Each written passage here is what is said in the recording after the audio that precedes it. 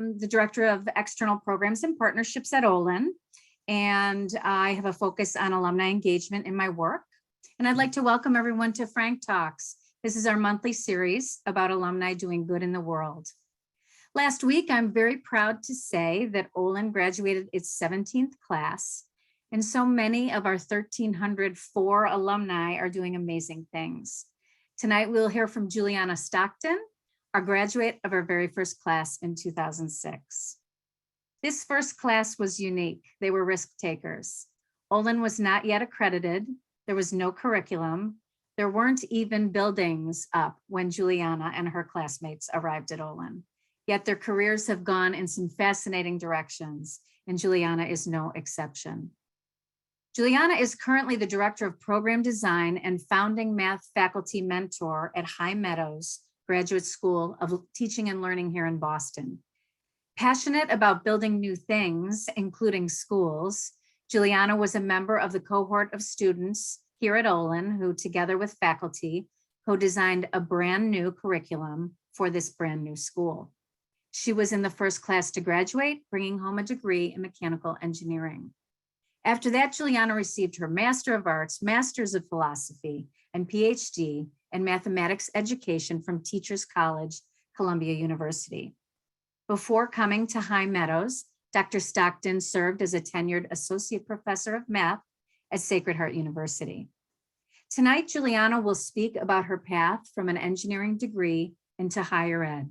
She will share with us how she sees teacher preparation as a key lever for change in today's educational system at all levels. Tonight, she will primarily focus on her latest project with her colleagues, a fully online Masters of Education program in Justice, Equity, Design, and Innovation. Please join me in welcoming Julianna Stockton. Thanks so much, Sally. I'm so excited to see new faces and familiar ones. Thanks everybody for joining us tonight. So I thought I would just start off with a little bit of background context of sort of who I am, how I came to Olin, and where my path has led me since then, because I think it helps explain a lot of the passions and interests and the sort of leading up to this new program. So I've always loved color, creating, math, science, making things, tinkering, teaching, learning, and speaking up, right? And fairness and speaking on behalf of others. And this is, I think, a lot about who shaped us and who drives us, inspires us. So this lovely lady in purple teaching at the needlepoint board there is my mother, my grandmother, who taught me about color, about making, unconditional love, and also about, you know, the power as a woman to pursue whatever field you wanted to pursue. There was no boys club to worry about there. I also was always really good at school, right? I was good at doing the things that are rewarded and, you know, gold star, A+, like in the traditional school system. So I was in classes labeled gifted and talented. I was certainly the teacher's pet. I experienced a lot of privilege due to both my race and socioeconomic status. Growing up in Northern Virginia, amazing school district, had a lot of opportunities, and that sets the stage for how I have, I think, come to rethink education, like as I became a teacher and had to think about learners other than myself, right? That I had to really go back and unpack some of this backstory. So I wanted to walk through a little bit of my personal path, somewhat winding path from there to here, starting with Olin through Teachers College, as Sally mentioned, Sacred Heart, High Meadows, and where we're headed. So first, that time at Olin, I was in what we called the partner year. There were 30 of us who spent that first year, 2001 to 2002, right out of high school, working with the faculty and staff on testing, class ideas, designing parts of the curriculum, wrote the honor code, student government constitution, things like that. So from this point in time, I feel so grateful and fortunate, was like really given the chance, treated as an 18-year-old who, what did I know about engineering education? But the faculty, Rick and others, like they believed we did have something to say about engineering education, and the chance to be part of questioning why, questioning the status quo, having a say in what was going to happen to me over the next 4 years of my education. That was a grounding from Olin that I've sort of carried through in every place since then, looked for those opportunities. It was also where I first encountered the phrase do learn as a sort of Olin's teaching philosophy at the time, where instead of 2-3 years of theory and then finally in your senior year you get to build something as an engineer, it was, we think you will learn best by doing things. And that drive to learn what you need to do in order to succeed in the thing you're trying to make and build, that has also shaped how I think about education for students, but also how we've come to approach this curriculum design process at High Meadows. So we'll return to that do learn theme. In the path between Olin and TC, Teachers College, I had 2 realizations, junior, senior year at Olin, the time of all great life realizations, which was, although I was a mechanical engineering major, math was my one true love. And also that I wanted to teach. So I had always wanted to be a teacher since I was encountered teachers in my life. I thought I would do it as a second career because I had had high school teachers who had worked in industry and then come to teach. So I thought that's great. This way I can like do all the things. And that senior year at Olin, it was, well, if I've always wanted to do it, why not just do it first? Why wait to get to this teaching phase of my life? So Sarah Adams at Olin, faculty member, a great mentor, clued me into this field called math education, where you could study how people learn math and why some people are anxious about math. I think I did my Olin, at the time it was called an Oz capstone, Arts, Humanities, Social Sciences, on math anxiety. And that was when I learned that most students by 4th grade have decided I'm a math person and I'm not a math person. And that for many students, the strongest like correlating factor was the attitude of their teacher about math. And it was like girls were more susceptible to their teacher's math anxiety, basically. So those were some of the things I was curious about, interested in. After graduation, from Columbia, I started working in the math department as an assistant professor at Sacred Heart University. And this was a place where I got to do math and teaching. Again, coming from Olin, which was undergraduate only, I really cared about the focus on teaching. And this was my first time getting to teach teachers. So at Sacred Heart, I think half of our math majors in the department at the time were planning to become high school math teachers. And it was really, I was like, these are my people. This is like who I want to work with. This is like our chance to make a difference in the world. And there were opportunities there to design new programs, starting an engineering program. It's pretty cool. And I got tenure. Life was great. Then I noticed that Mark Somerville made a cameo in one of the other talks, and I thought, you know what, he plays a pretty important role in my path too, which was I had recently gotten tenure at Sacred Heart, and I got this email from Mark Somerville, Olin faculty, saying, hey, I know you've got a good thing going there, but there's this new job I really think you might want to look at, which was the advertisement, the posting for the founding faculty member at High Meadows. It was then called Woodrow Wilson. We had a name change. So thank you, Mark, for uprooting me and my family from Connecticut to return to Massachusetts. High Meadows is located in Cambridge. And so the story of High Meadows, my time there, another startup, another chance to build a new school. How could I say no? And this was, I think there were 3 things in those early years, I've been there 5 years now, that drew me there and that were, I think, the bulk of the work in those first couple of years.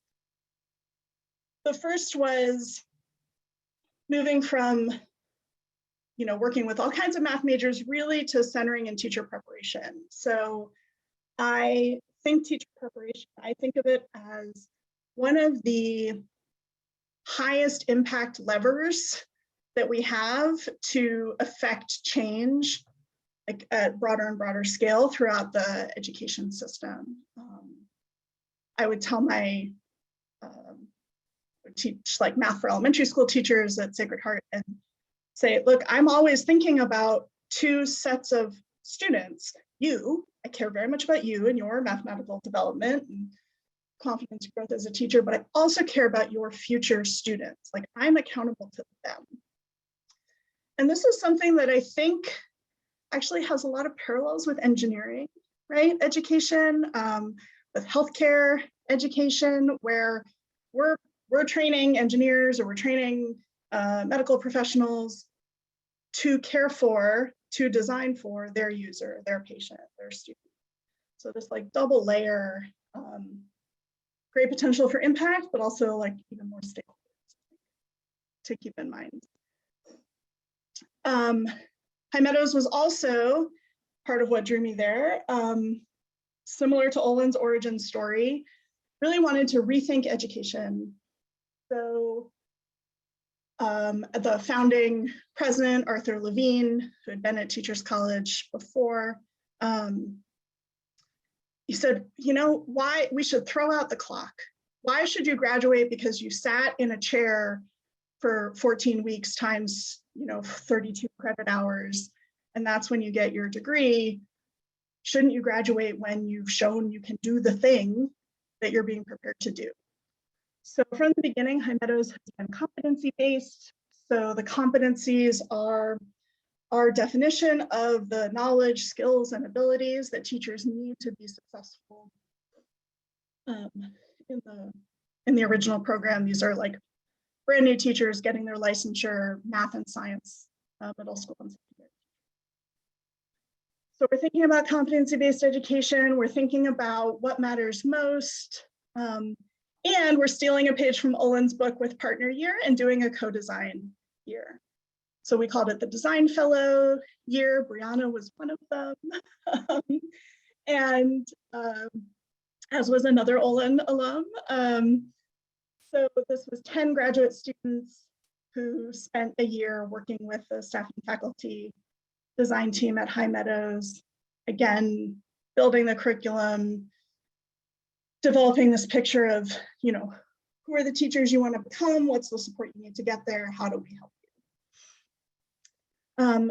There's a few more winding roads, I think, in the High Meadows story that we can come back to. But I want to just share with you that as an institution, we are in the middle of a transition and are shifting from the in-person, based in Cambridge, math and science, middle school, secondary, teacher certification, masters, yada, yada, to we've been developing for the past year and a half, 2 years now, and we'll be shifting entirely to this new fully online MED program in, say, JEDI, Justice, Equity, Design, and Innovation. So this is the moment that is, occupied my brain and heart and life for the past 2 years, and many of my colleagues as well, thinking about limitations to the in-person model, of course, exacerbated by the pandemic, but also the opportunities in moving beyond just STEM content areas, beyond just one grade level, to fully out beyond the state of Massachusetts, looking the opportunity again that's so exciting to me to expand our reach, to expand our connections to different institutions, locations, and to collaborate with new groups of folks in really, hopefully affecting the change you want to see in the world, right? Affecting bigger change in education. And again, designing new ways forward. So thinking about, we distilled our original set of, there were 40 competencies. We edited it down to 20 in the legacy program, the old program. And for this new program, we start with our what matters most, what's the why, and consolidate down to 5 core competencies.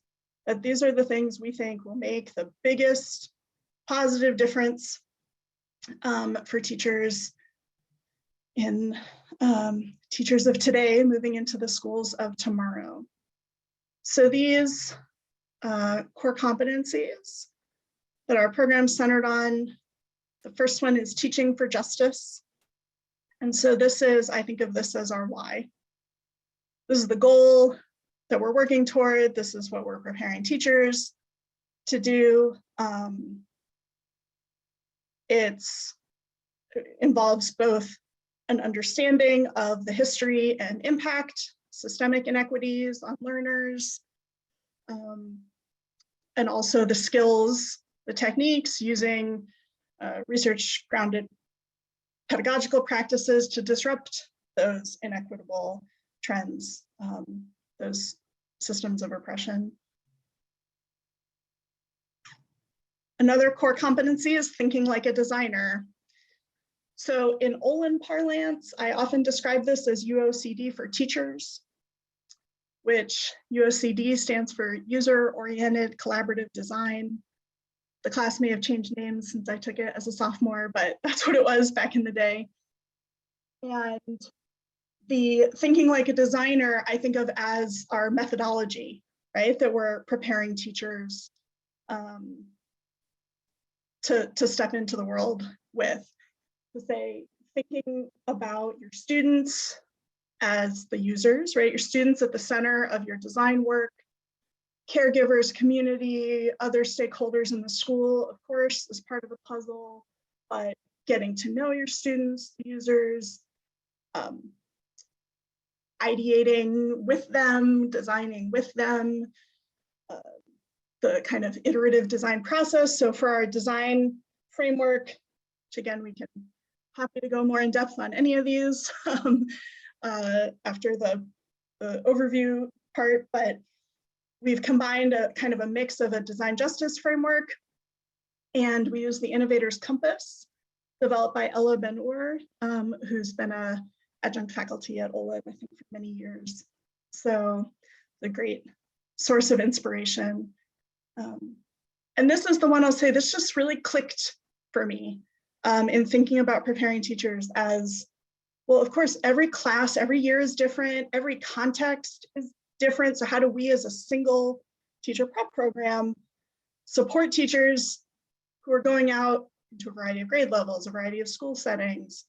What if they're not even classroom teachers? They want to be museum educators, or, all these possibilities, coming back to this, well, if we can teach them how to solve the problems, right? And how to design creative, equitable solutions, like that's, again, I think it's the Olin way applied to preparing educators.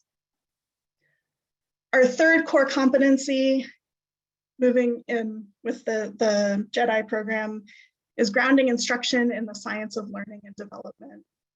And so here with learning sciences, we take a whole child framework approach, so social emotional learning, support networks, productive instructional strategies, what does cognitive science say? What does child developmental psychology say?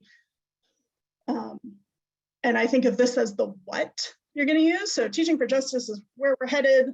That's why we're here and where we're going. Thinking like designer is how we're going to put the pieces together and approach these questions.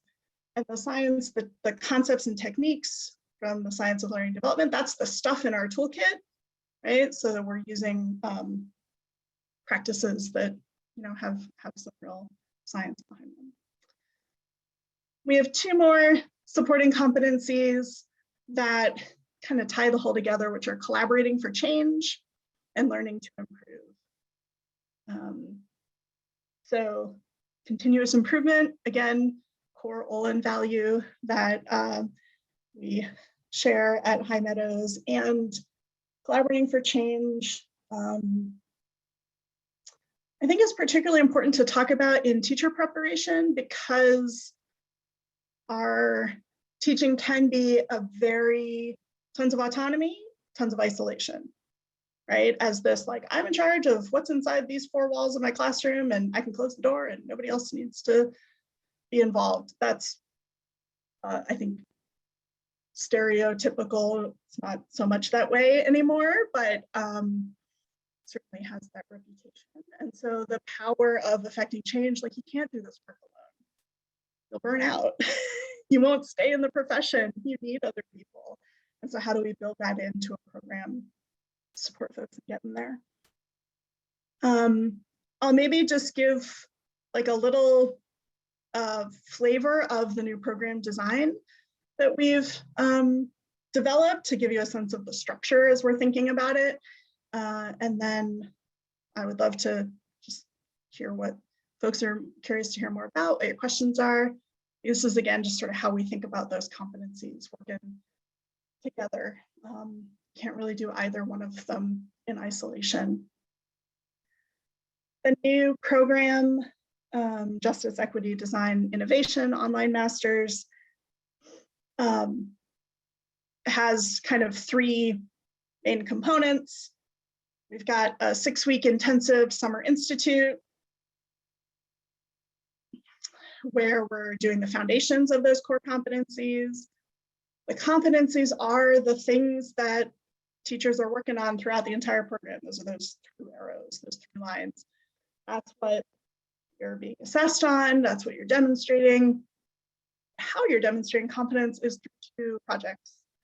So again, Olin's project-based learning, but for teachers, right? And so we ask them to do 1 project, could be a semester, year-long endeavor that is focused around improving their own practice, and a second project around designing for connections, right? Building connections. That could be with caregivers, that could be with community, organizations. Lots of personalization and choice, while still always reflecting these core competencies along the way. So a little flavor of the Summer Institute. We've got the importance of establishing that community, the orientation step. If you recall those, their art journal pages that I showed at the beginning, my Nana and me in school, those are actually prototypes of some of the orientation activities for the Summer Institute of sharing your education autobiography, your education journey with one another.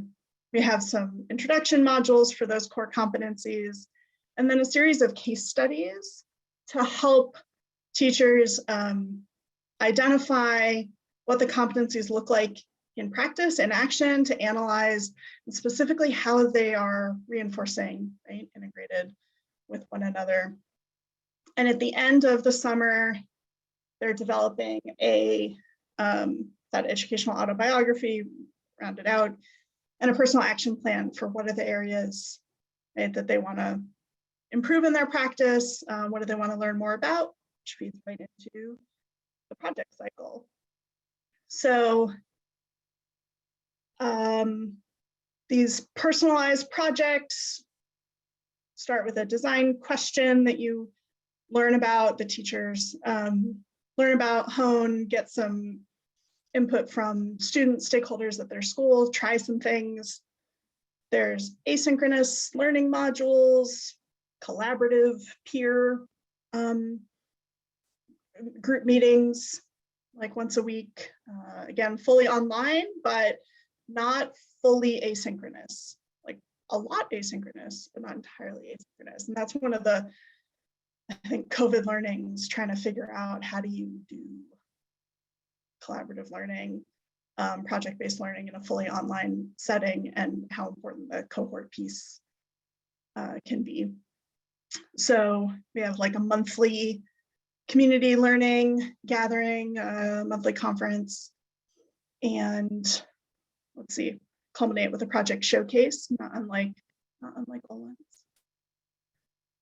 This is a more of a breakdown and can go into if there are questions of kind of how we see the project cycle stepping out, but I wanted to share it, I think, specifically for the engineers who might be in the audience or viewing it later. I think a lot of it will look familiar process-wise, right? Even if the stuff that you're doing isn't interviewing students to figure out how to build a better widget, but instead is like interviewing students to figure out how to build a better classroom culture, and doing focus groups to try out new approaches to assessment or new approaches to group work that a teacher wants to try, and then implementing those, collecting data and feedback, refining their principles, checking against some teaching for justice and science of learning development, and iterating and doing it again, right? So again, that design process along the way. Summarize the core competencies, which we can kind of share out later if you want more detail. And I wanted to sort of close with the, again, these come from this called the education autobiography, or my education journey. And so much of what I've learned about education came from Olin, Learn, student agency, like inquiry-based learning, user-oriented collaborative design, but also came from teaching, right? So it came from my time at Sacred Heart, has come from my learning with and from my wonderful colleagues. So we start with the why. Instead of do learn, we call it try, learn, try. And a sort of common phrase around our office is, the best way to build a working robot is to first build a broken robot and then fix it.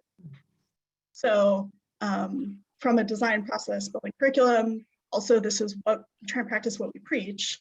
Like this is what we ask teachers to try and do.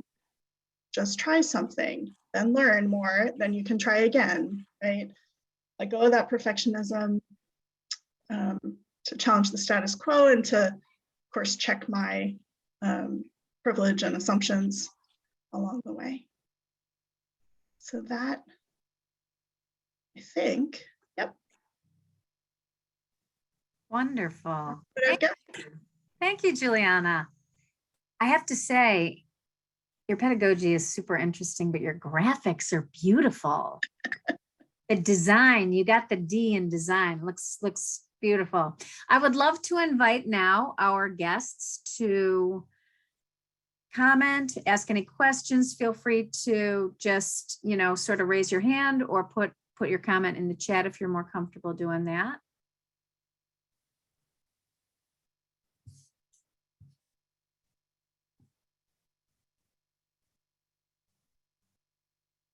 Hi, this is Heather here. I've got a house full of people, so I'm going to have to log off soon, but I just wanted to say thank you. That was really interesting. I'm a classroom teacher, and it was just really affirming to hear so much of what I do resonating with this program.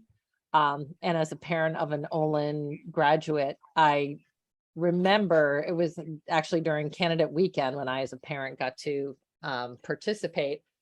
I sort of had this feeling of how it was going to change my life as well as my daughter's life. And it really has affected, Olin's philosophy and approach have really affected the teacher that I am. And it's great to see how I'm not the only one. So thank you so much. Thanks, Heather. Thanks, Heather. Appreciate that. And we're always looking for more beta testers. So I may have to ask you, Sally, for Heather's email later. Got it. We always find teachers to look at our stuff and give us feedback and try it. Yeah. Great thought.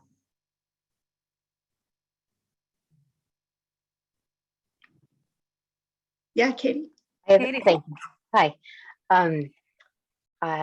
Thank you, Juliana. I really enjoyed that and hearing from you and hearing your story, and getting an overview of this program that you've designed.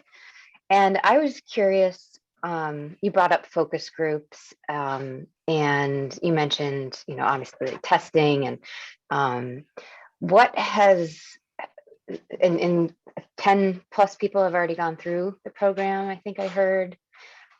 Maybe more in it now. Anyways, what's the total number that have, gotten into this and played around?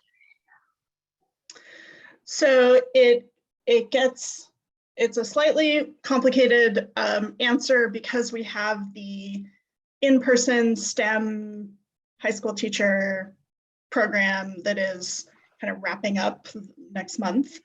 And so that, I think, by the end of the month, we'll have somewhere between 40 and 50, I think, total graduates. And then the new fully online program is, we have sort of run pieces of it as professional development for teachers in the past year as we're testing, but that's set to like merge with another institution soon and be offered through them. So we don't have like graduates of this degree program, but these competencies are all part of the existing program. So like Brianna, if she's still on the call, has a master's degree that demonstrates competence in, among other things, teaching for justice, think like a designer, graduate in science and learning development. Thank you. I was wondering on the scale of impact, and so thank you. That gives me some perspective. I appreciate that. It'll only grow from here, I'm sure. Okay, I have other questions, but I'll sit back for a bit.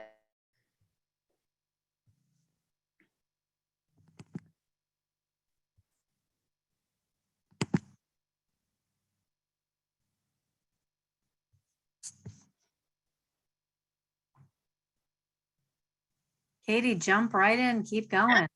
Love to hear them. I didn't want to take up too much space. I was wondering how long, like what was the period of time for developing this program? All in kind of thing. Mm-hmm. So the original, we call it the legacy program.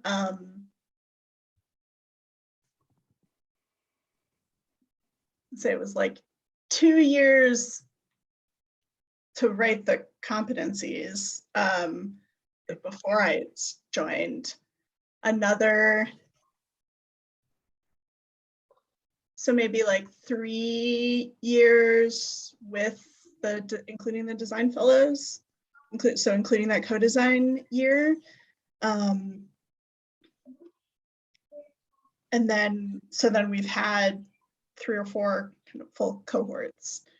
And I would say it's not like we built a fully packaged, perfect program in those first 3 years and then have just run it 4 times, like it has been a much more iterative, like redesigning as we go sort of,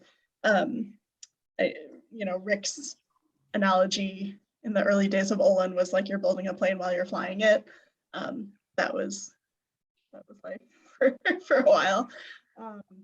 This new program, I think because we had a foundation already and a great team that's used to working together, kind of start to finish, the full design of this will end up being just over a year. And a year while we're still also running the other program. So, if we were working full time on this only, I think it could be a little shorter. Yeah, well, I mean, it's obviously been a labor of love, I'm sure. So thank you for sharing. Thanks, Katie.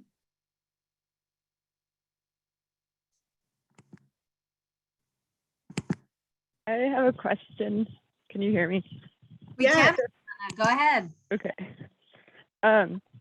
Yeah, just knowing that you came from being like a tenured professor of teachers, and then there's been lots of iterations with High Meadows. How have you kind of like your vision for how things would go at the beginning? How has that kind of changed, and like yeah, your thoughts on like the direction of the program and the right moves to make for the teachers and future students that you think about? So kind of what I thought I was getting into versus where we ended up, or I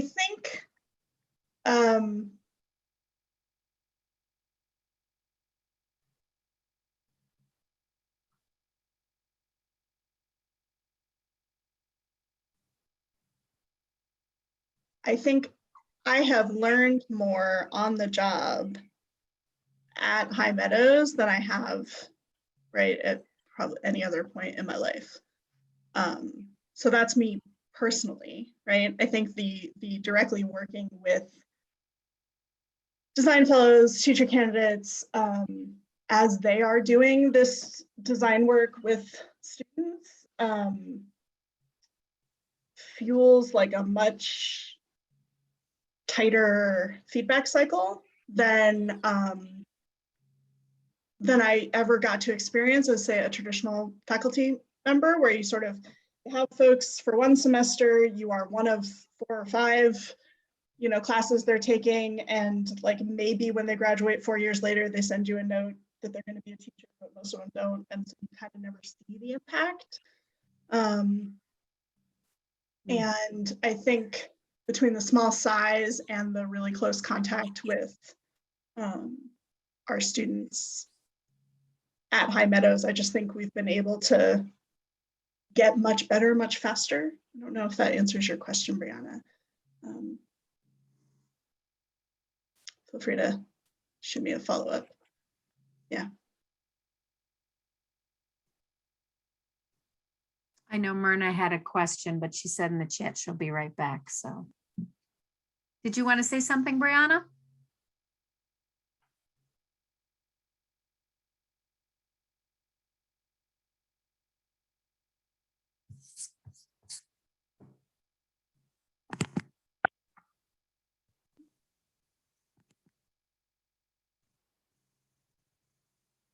Any other questions?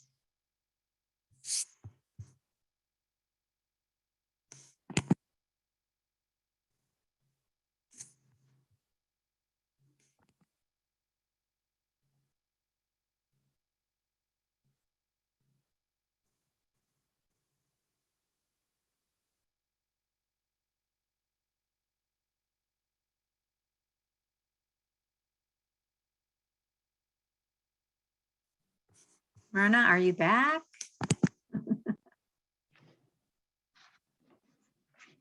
I'll ask another question if that's okay. Julianna, what types of do you have a story you could share about someone who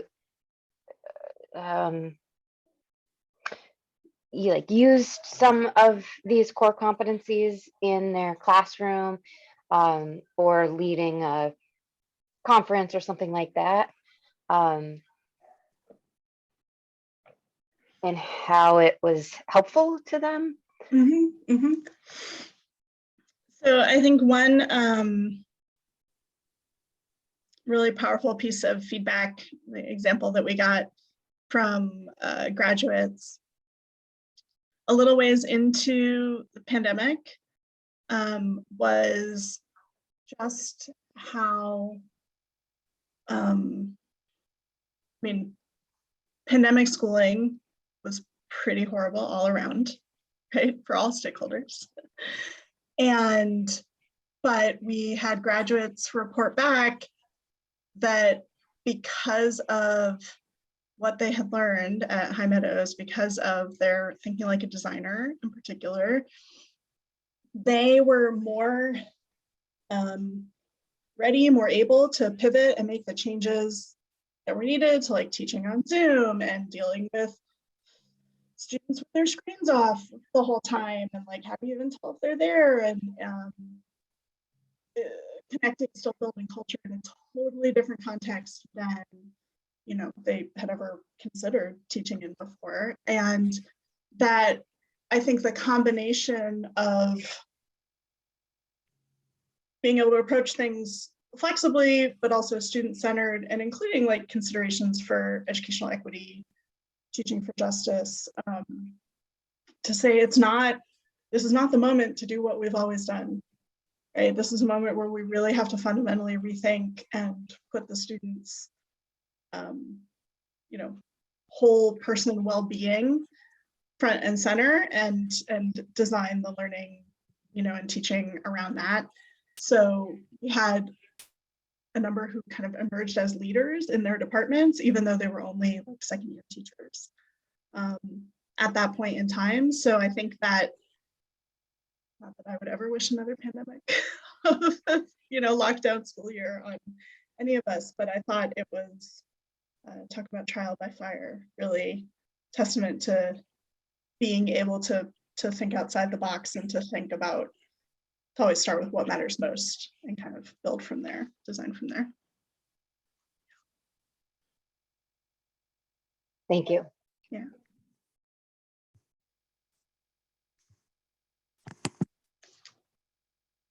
I don't know if Myrna made it back. Not sure if Myrna's back.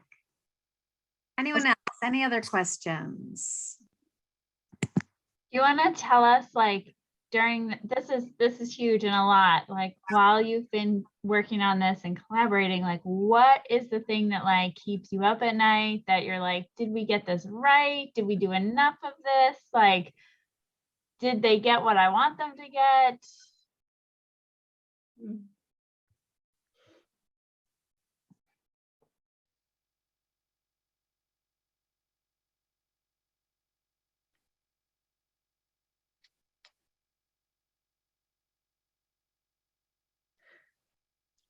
The only answer I have to that right now is a hard one,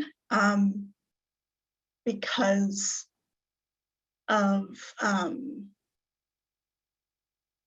like news today from Texas, and the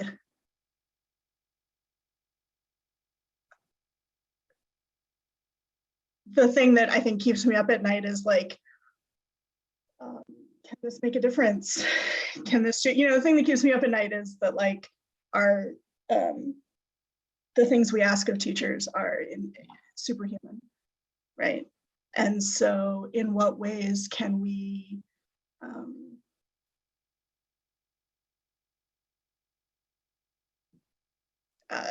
move the needle even the tiniest bit in making their lives easier, in better preparing them to reach and support their students in, you know, just really in the US, really, really tough climate.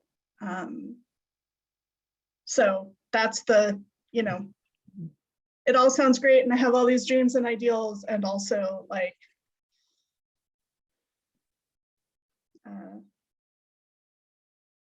Yeah, Yeah. that makes sense. Thank you. Yeah. There's probably not one thing either, so I get it. Amen to that. hey, Mary. Hi, I'm back. ready for you. Yeah. So basically, these are great. I mean, I agree with all of that, what you were presenting and everything like that. One thing that I was wondering about, if you can talk a little bit more about your the performance indicators, if you will, of all of these. It seems like, I mean, it's good in saying, but in practice, these things are, really high. Yep. And in terms of how you achieve it, and so on and so forth. So if you want to speak a little bit about the KPIs, that would be really helpful. Absolutely. And I think that's I think it's one of the most powerful and important parts of competency-based education, which is that you really can't just say, we as a school believe in teaching for justice and we promote it amongst our teachers. Like, they have to show us that they can do it, which means we have to define what doing it well looks like, right? So, Merida call them performance indicators. Like, each of these competencies is broken into learning objectives, each of which have demonstrable criteria. So just to give an example or two, I'm happy to sort of share the full document offline. There's 5 competencies, but 23 total learning objectives, right, amongst them. So it's a lot of text for a slide, but we have, for example, as part of teaching for justice, some of the learning objectives include identify the different ways that race, language, gender, and other social and biological aspects of identity historically have influenced education outcomes and opportunities for learners, and how the legacy of this history impacts their learners today. So in that, the sub-criteria, right, they have to demonstrate continuous growth in their understanding of the systemic factors that contribute to the reproduction of racism and discrimination in schools. They have to consider the societal factors that can underlie academic struggles of individuals or groups of students. They also have to consider how intersectionality, the intersection of multiple facets of identity, may affect students' experiences. And in this, so each of those criteria, they have to meet in the course of their project work. So they have to show us how they are, revising their, like doing maybe action civics project, right, where they're going to go out with their students to do something in the community that they have to have incorporated in their design thinking, in their approach to students, in their process of their project, that they can kind of point to, reflect on, and give evidence of where have they taken into account the societal factors that could underlie the academic struggles of some of their students. So that might look like, a later learning objective is seeking to ensure that their practices and policies disrupt rather than reinforce inequitable social patterns, societal patterns. So they have to analyze data on their own practices and policies, based on that data, propose changes that will disrupt inequity with that practice, and analyze the impact of those changes. So things like their attendance policy or grading policy, or who you call on in class, right? Taking the time to step back and say, what patterns am I perpetuating by, calling on whoever raises their hand first, as opposed to pulling a popsicle stick with a name on it, or as opposed to using the Zoom chat as another alternative mode of communication for students participating. So there's is that too far in the weeds, Myrna, or is that answering your question? I'm sorry. We've got the kind of the same thing for all the other Yeah, definitely. I realize that there's a lot to unpack, but thank you so much for those examples. I think that's one of the things that I think about a lot. So I appreciate that. I really do.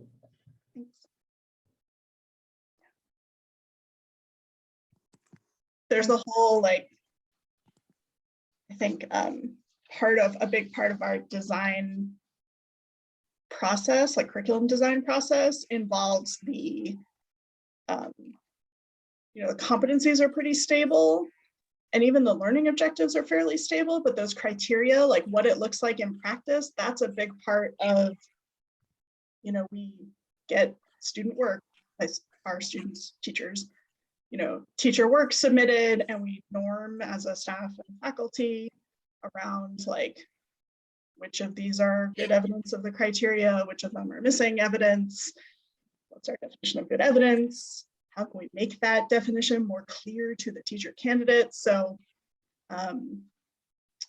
it's not a perfect set of criteria from day one. It's sort of always evolving as we get more grounded in like this is where the do learn comes back, right? We can think about what we think the measures are, but we only actually really refine what the measures are when we try performance tasks, like try having people do the work. So we are just about at time. Anyone else have any other comments or questions?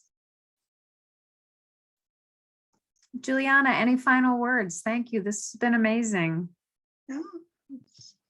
So I think I'm happy to follow up, email, anything. I'll say if you go to the High Meadows Graduate School website right now, it will only talk about the old program. And so none of this like new stuff is on there yet because we're still kind of in the defining our next steps process. So some of this stuff isn't like publicly on the web, but I'm very happy to share it individually if anybody wants to shoot me an email after the fact. And Juliana, would you mind putting your email in the chat? That would be wonderful. Sure. I think the most stable email is actually my personal one, which is Julianna.Stockton@gmail. Wonderful. Well, thank you. Thanks, everyone. Very inspiring. We so appreciate your sharing all this with us. And thank you, everyone, for joining us, and love to see you in a few weeks. We will have Brendan Quinlivan talking about wearable robotics and the work he has done there. So thank you. Hope to see you then. Thanks, everybody. Night. Thanks, Juliana. Thank you.